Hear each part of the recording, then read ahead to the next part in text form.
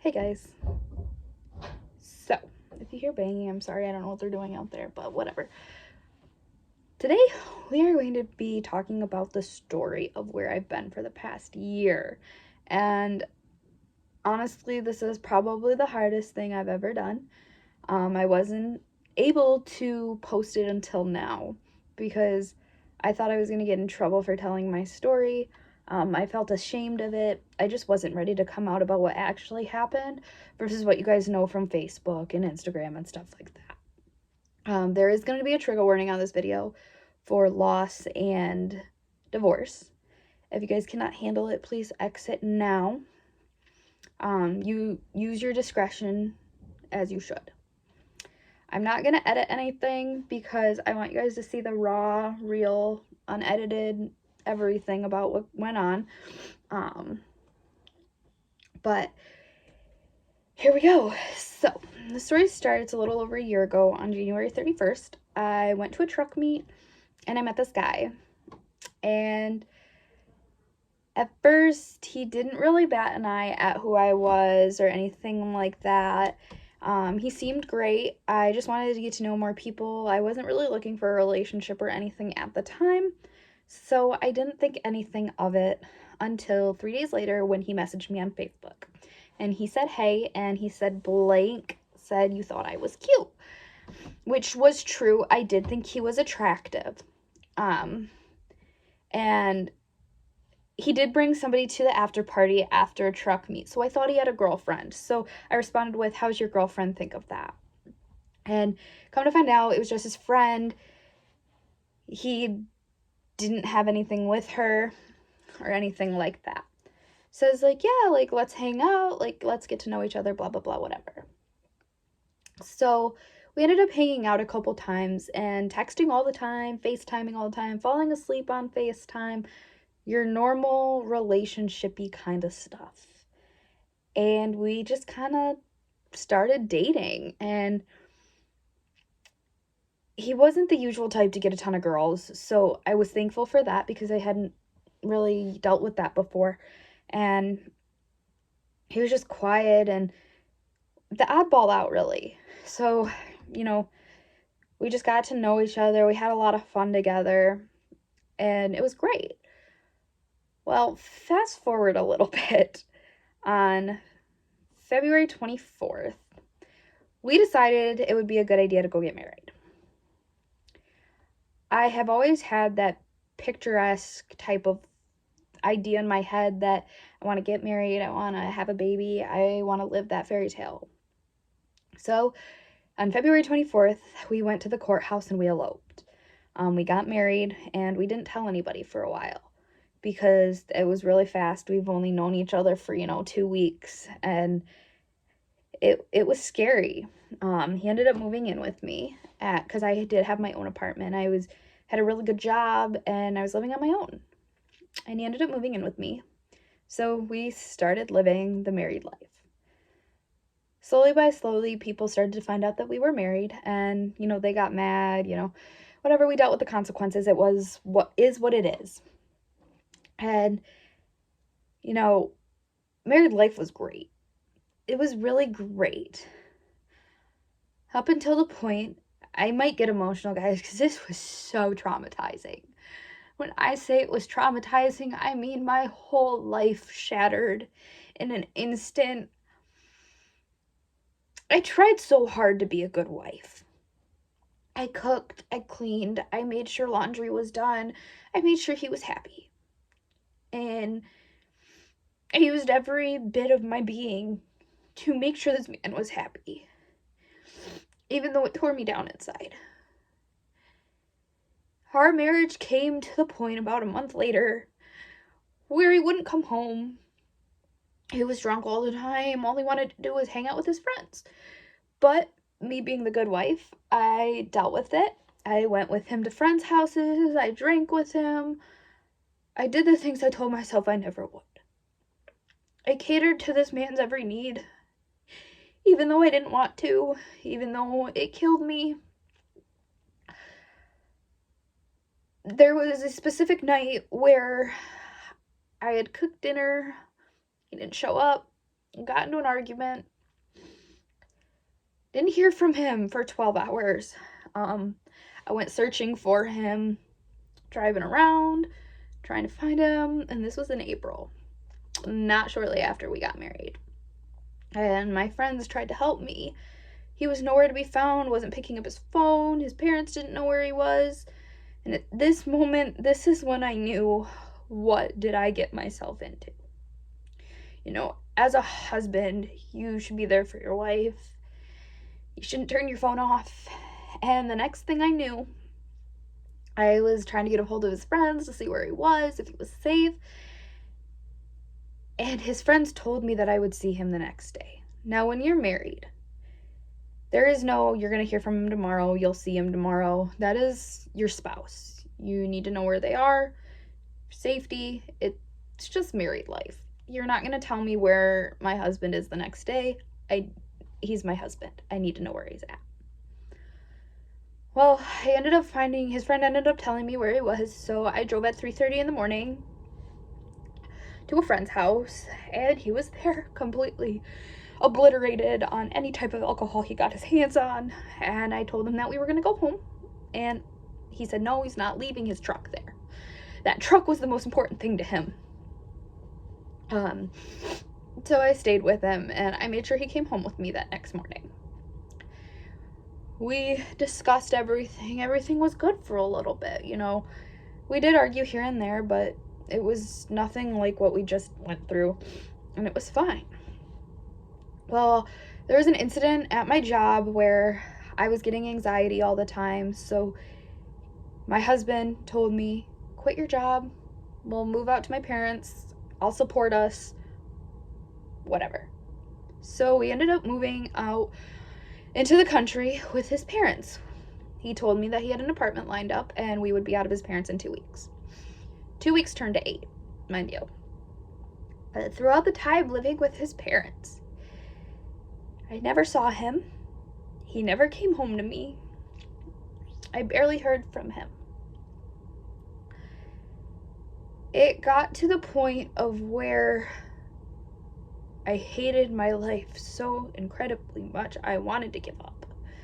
I came to my parents all the time crying, and my parents were just like, if you don't want to do it, then don't do it. Just go file.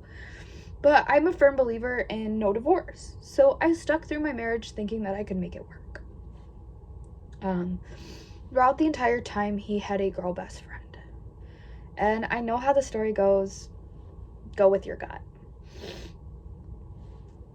This girl best friend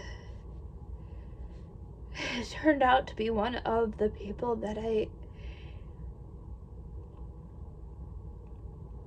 was one of the reasons that caused for our marital demise. He constantly stuck up for this girl over me. Wouldn't tell her that calling him 13 times in a row was not okay, that, hey, my wife just, wants to talk to you, stuff like that. I felt very uncomfortable because messages were deleted, calls were deleted. He would go hang out with her. And then there was this one time where I said, he made a joke and he said, haha, you're not the only girl that sits in the front seat. She does. And I said, what? What do you mean she does? And he said something along the lines of, well, she can sit in my front seat. I don't need your permission. So that's when my trust issues started. I didn't believe anything he said or anything he did. He was constantly drunk, but me being the good wife, I'd go out with him, I'd have a good time, or I'd try to, but I wasn't the type of person to party all the time. I never really have been. I wanted to do it because it was cool at the time, but I wanted a quiet life with my husband. I wanted a family. I wanted all of that. His friends hated me, mind you, because I wouldn't let him go anywhere to party all night. I kept him at home, or tried to at least, so I just kind of, brushed it off. You know what? I guess maybe one day he'll come to his senses. Out of nowhere, after I left everything behind, we moved out there, he came home completely drunk. And I just remember this man just yelling for no reason whatsoever. But every time he got drunk, there was always something he complained about. So I just didn't think anything of it. We just argued all the time. We didn't get to know each other, so we were constantly learning new things about each other. You know, him drinking, me not wanting to, or him wanting to go to the bar, me not wanting to. But I would go anyway, or I'd let him go do his thing. I wanted to be that good wife that I so desperately wanted to be. So I put up with a lot. Between the emotional damage I went through trying to be perfect for someone who didn't want me. It made it obviously clear that he didn't want me. Was so traumatizing. Like, if you guys could just go back with me and live what I went through. Oh my gosh. It was scary. It was scary. I would have done anything for him, and he knew that. And I don't know if he knew that enough to take advantage of the situation, knowing that I would do everything for him, but I kind of finally had enough, and I just didn't agree with anything, and it just became too much. So one day, he came home from work, and we were driving around, and he goes, I want a divorce. And this was June 15th, if I'm correct. And I said, okay. Because if he didn't want to be with me, why would I want to be with somebody who didn't want me? And it broke me into a million pieces because I thought my first marriage was going to be my last. But I agreed because the reasoning he gave me, it made sense. And I'm not going to get into why he wanted it at the time because that's not my place. If one day he wants to tell his side of why he wanted a divorce, then so be it, but it's not my place to say why he wanted it. But those of you close to me, you do know why, and it is kind of comical because the reasoning, if you knew that before, why would you get married? A day later, I consistently took pregnancy tests every month because my cycles were never regular. So this was just one of those days where I just took it because they've all been negative before, so why would anything change? I took it and instantly saw 2 lines. I was scared. I was nervous. I didn't know what to do. I texted my soon-to-be ex-husband, and I said, hey, we need to talk about something when you get home from work. He goes, I'm not going to be home right away. What is it? And I was like, can you call me? No, I can't call you. What is it? So I texted him, and I said, I'm pregnant. And he goes, can you get an abortion? I'm not ready to be a father. Mind you, this is the man who told me that he wanted a family with me. This is a man who took vows with me, asking if I could get rid of the child that we created together. And I instantly, no, I'm not. I can't. Because I never knew if I could get pregnant or not, so this was my one chance to be a mother. This was something unplanned, but it was so right at the perfect time because I knew I needed something to love, and that was a baby, and I was scared. I ended up running to Meijer and Walmart and getting like 7 other pregnancy tests because I didn't believe it, because I was like, you know what, it's the 89-cent Walmart brand, like maybe this is false.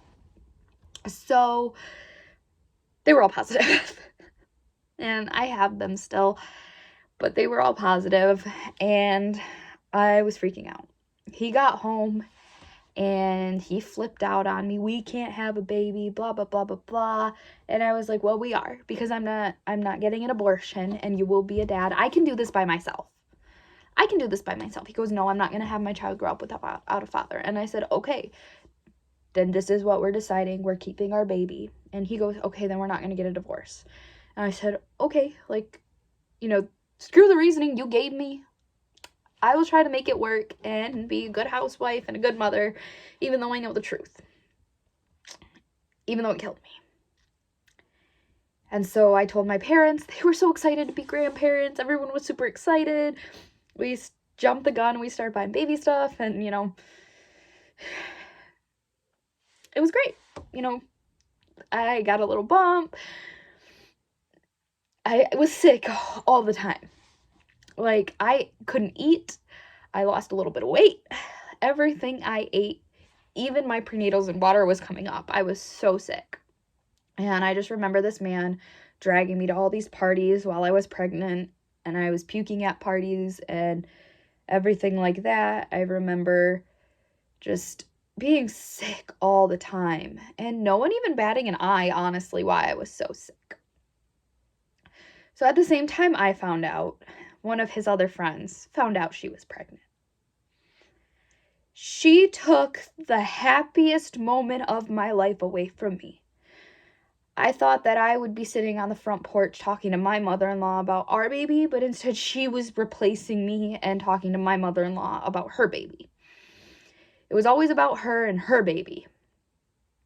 So I just, was mature about it, and I just let her have her moment because, you know what? This is something I'm happy about. This is my celebration. I remember he went shooting one day and we all went, and I remember just being super sick, and she goes, "Are you sure you are that far along? You look a little big." Mind you, I've always suffered with weight issues, and that sentence killed me. She goes, "Have you tried eating?" Mind you, I've been around kids and pregnant people my whole life, so I kind of knew a thing or two about being pregnant and watching my mom go through it and people around me at churches and stuff. So, for someone who has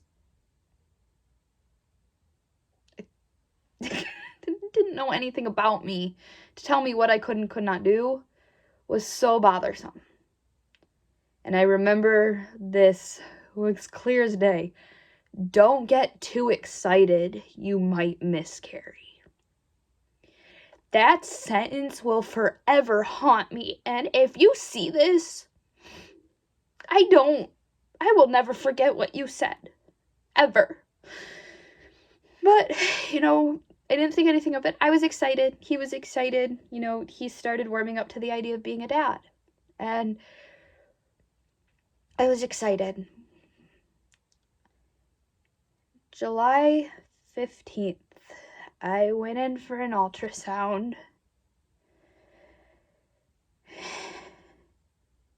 And my ultrasound tech was very quiet. And she goes, "I don't know how to tell you this, but your baby has no heartbeat." And I said, "What do you mean?" She goes, "Your baby has no heartbeat." That was the most devastating sentence of my life. Didn't want to talk about it. And they sent me to this, mind you, he didn't go with me. He didn't want to go with me. So I took my sister, and how do you sit there and try to act okay when you hear that sentence? I didn't want to freak out in front of my sister. So I dropped her off at home, and I left. And I went home.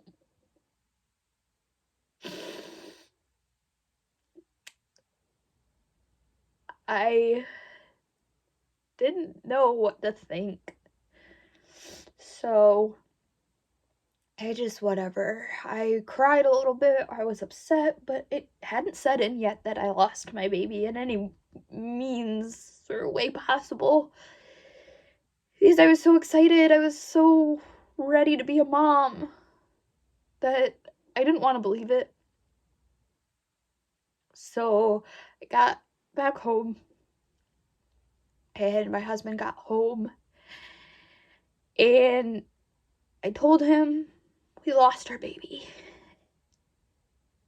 He didn't say anything. He didn't try to console me.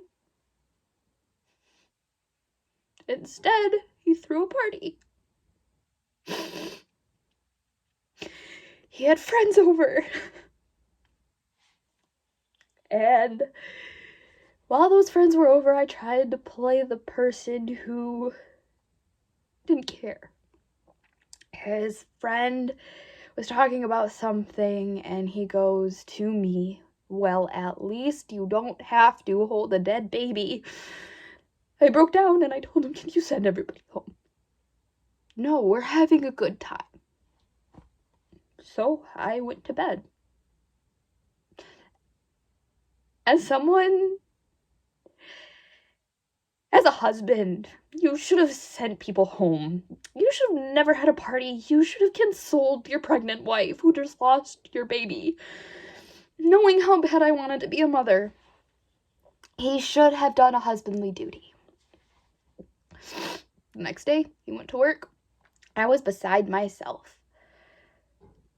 They gave me the options on what I wanted to do, so I chose the pill method, which is basically a pill that contracts your uterus and it expels baby.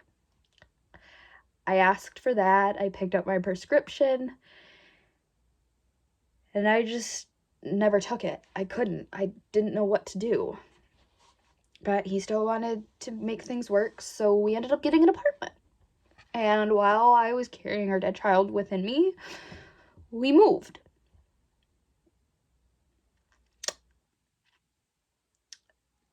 Not even a week later,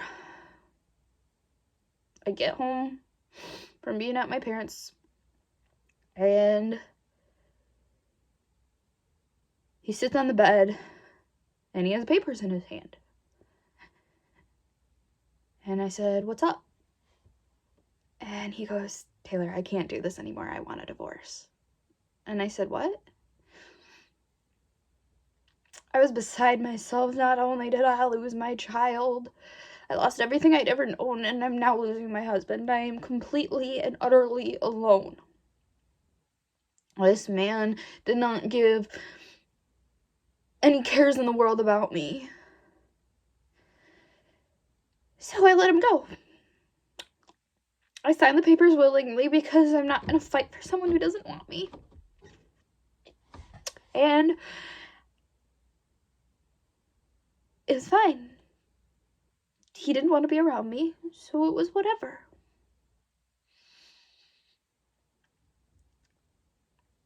I let him move out. He took his stuff and he started living with his parents, and I lived in the apartment. He then decided he was going to tell me he can't afford it, so I have to pay for it all. I didn't have a job because he told me I didn't have to work. So I didn't work. We were fine. I eventually was going to get a job, but I didn't know what to do, so I was just beside myself. I was so upset. And then I wasn't feeling any cramping or anything, so I thought I was fine, it'll happen when it happens. I didn't end up taking the pills, I just couldn't do it to myself. I didn't want to be alone when it happened. So, it's literally just a month, and a month later, and a month later, like it's just 30 days spread out. I went to the Saginaw County Fair, and I rode some rides, and that night I went to the bar with some friends. I got plaster drunk because I had just lost everything in the matter of a week. I had lost everything that I had ever wanted in the blink of an eye. And that night, I ended up feeling some cramping. And I was like, oh, okay, whatever. It's just like, light period cramping. So I left in the morning, and then there was a lot of blood. And I was like, what in the world? So drive around, I couldn't find my ex-husband anywhere. I was calling him and calling him and calling him because I was scared. and I thought that he would help me and be there for me whenever our baby decided that was gonna come. So I drove to his parents' house, I drove to the gas station, I drove where I thought he was. Nowhere to be found. So I was driving to his parents' house and I passed out while I was driving behind the wheel. So I parked in his parents' driveway and I was throwing up, I was dry heaving, I was passing in and out of consciousness. No one was answering, and the people that didn't answer, their girlfriends answered their phone and they were like, don't talk to my boyfriend, he's not yours, I don't want to get involved. So I called my dad, and I was not okay. I still don't remember certain things. I was blacking in and out, and I was freaking out. I don't even remember the phone call. Honestly, I just know I called my dad. And I remember the ambulance pulling up. And I remember his parents watching out the window as I was being transferred from my car to an ambulance because I was losing too much blood. I was dying in my car by myself, and no one bothered to come help. No one. My dad, who was 45 minutes away, had to call paramedics because I was unable to. I was so scared. The man who I called my husband, I later found out he was on a dirt biking trip. And his parents, who I called my in-laws, watched out the window as I was transferred from my car to an ambulance. People I trusted. So I was rushed emergency to the hospital via ambulance. I had no shoes on. I didn't have makeup on. I had no idea what was going on. I had no shoes on. I was bleeding through everything. I was in and out of consciousness. They gave me something in the ambulance. When I say this is all fuzzy, I have no idea what even happened to me in there. I have no idea. I know my mom showed up. I know my dad. I don't even know what happened. That's the state I was in. The last thing I remember, I was in the hospital and they did another ultrasound. And I got to see my baby for the last time. And if you've been through this, seeing your baby, dead or not, it hurt, but it was so good to see baby. So my parents decided it was best that I just stayed with them while I went through this. And that Monday, I went through labor by myself. I mean, my parents were here, but I went through it by myself. I could feel my body contracting.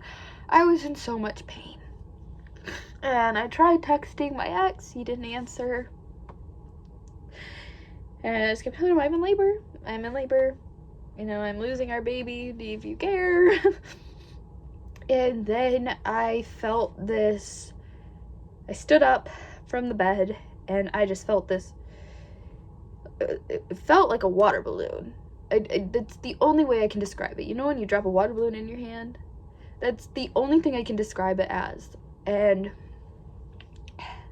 I ran upstairs to the bathroom. And I remember just pushing. Like, my body just pushed. And I wasn't like, ugh. But it just pushed. And I cupped in my hands this little ball. And I was scared because I didn't know what it was. And instincts just took over and I popped it. A whole bunch of water came out. And I saw my baby. And I got to hold my baby. And it was the sweetest moment. Whether what I went through was hard or not, it was the sweetest moment of my life where I got to hold my baby. And he was so tiny, but it was a boy, and he was perfect. He was so perfect. I ended up taking a name that we picked out, and I named him Oliver.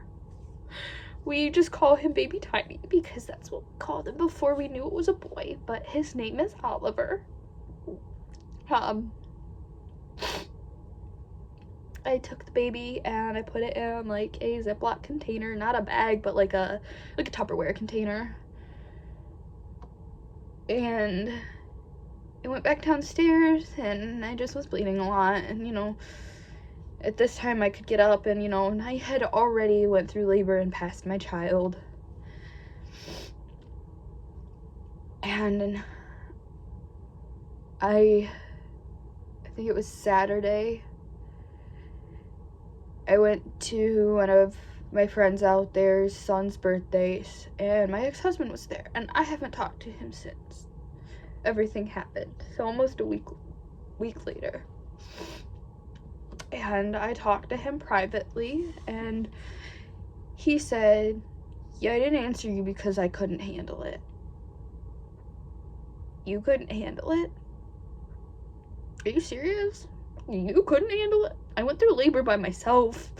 I lost our baby by myself. And he was just like, yeah. And then we started joking around, and he acted like nothing happened.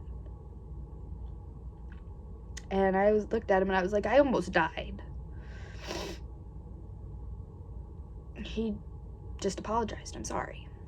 I was like, this is what it is.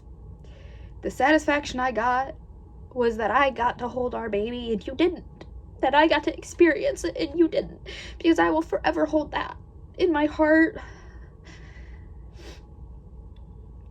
But it's hard because like now I can't even hold a baby or look at a baby without wondering what my baby would be like. We didn't talk really, unless it was for insurance purposes or moving purposes. We didn't really see each other. The hardest thing was watching the girl who said, don't get too excited, you might miscarry, grow through her pregnancy, find out if it was a baby boy or girl, and then having the baby. I think that was the hardest part. So on October 24th, we had a Zoom appointment and we officially got divorced. I was crying because I wasn't sad that I lost somebody that didn't care about me. I was sad that my marriage ended when I wanted to make it work, despite on who it was with. My divorce sent me into a state of panic and shock. Everything that happened all at once. I was just so depressed and sad that I drank and drank and drank. But it was done.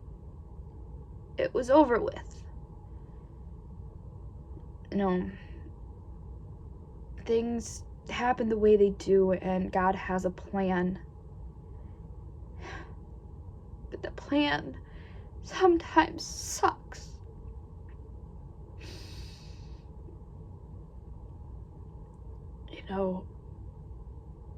I used to blame God for my path and my plan. But God knew better for me, because why would he want me to be with someone who didn't want me and who frankly shouldn't have had me in the first place, but he was selfish. I lost my baby because God knew that my baby would be happy up in heaven than down here with me. Even though I would have been a good mom. I would have been an amazing mom. My baby would have came first despite the divorce, moving. My baby was my first priority. Even before anything happened. And, I asked my doctor when I found out, I said, is there anything I could have done? And they said, no. Sometimes it happens. 1 in 4 women miscarry, and I just happen to be 1 in 4. But I'll forever be stronger because of it. I posted a podcast because I have a podcast calling out my ex-husband. And he apologized. And that was the first time he ever said, "I'm sorry." Like, I don't know if it's because he got caught and got called out, or because he was genuinely sorry. But it was the hardest year of my life. Until mid-November, when I didn't meet him. I met him before I met my ex-husband, and we started dating, and he has been so graciously good to me.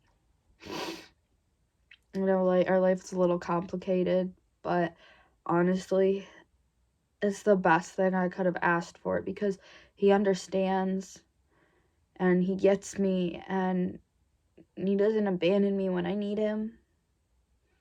He holds me when I cry. And my baby's due date was 2 Mondays ago.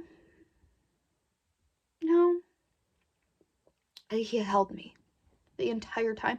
Something my ex-husband never did. And it wasn't even his baby. There's a million reasons why I should not be okay. There's a million reasons on why I should not be okay. But I'm fine, and I'm happy, and I'm content, and I laugh, and I've never felt more myself. It was a hard, trying year. And you will never fully get the full story unless you were in my shoes. My parents, my sisters, people close to me, they don't even know what I went through. No one ever will.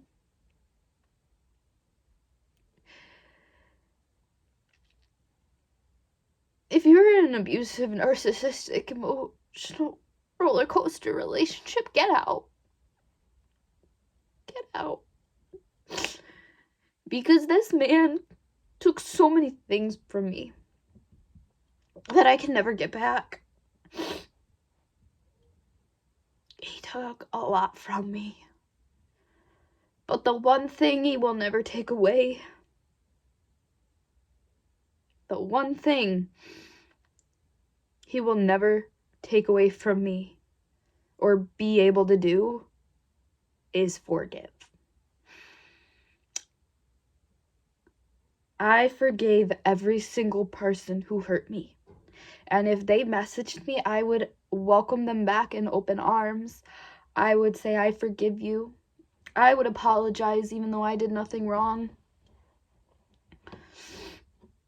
Maturity comes with experience and age. And I solely believe the people out in that country, part of Michigan, are not mature enough to handle anything. They think they are, but they're not.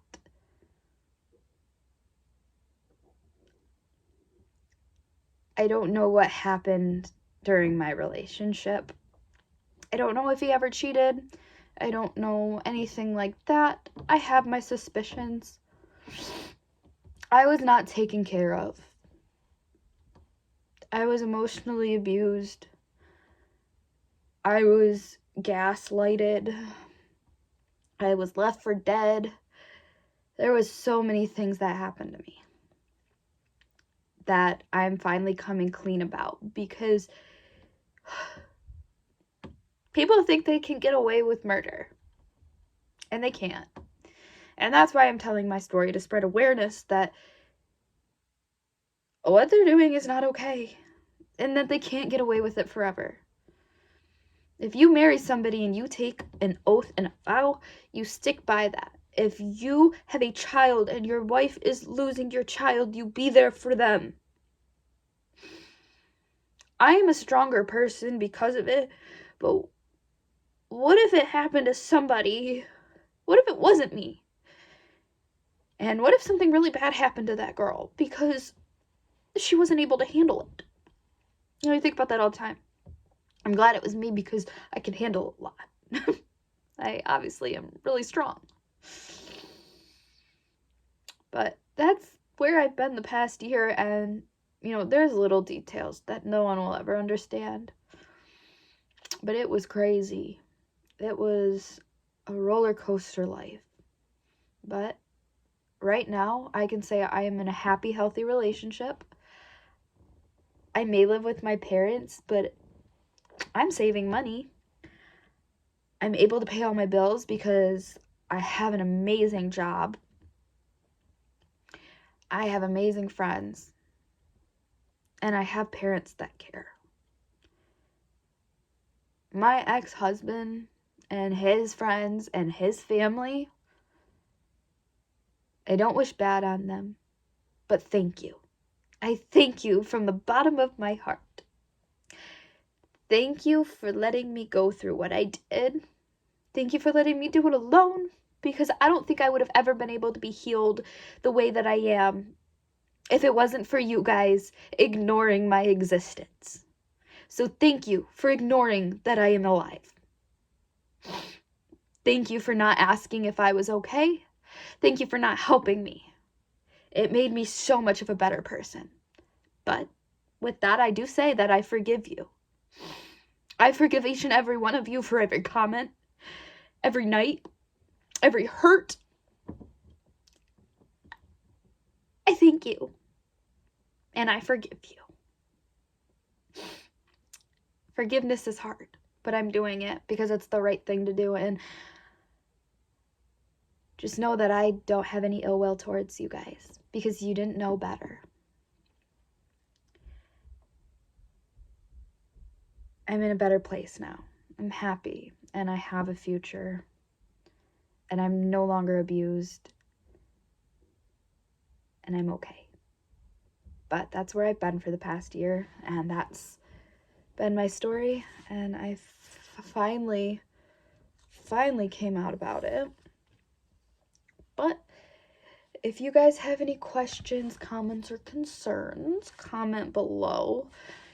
Other than that, my DMs are always open. I will link my Instagram and my TikTok below if you guys have any questions, or if you guys need any advice, or if you just need someone to talk to because you're going through the same thing. But with that all being said, this is my story, and thank you to all who watched and all who supported me throughout this journey. I greatly, truly appreciate it. Well, I think it's time that I get off of here at 45 minutes. But thank you guys so much for watching. Bye.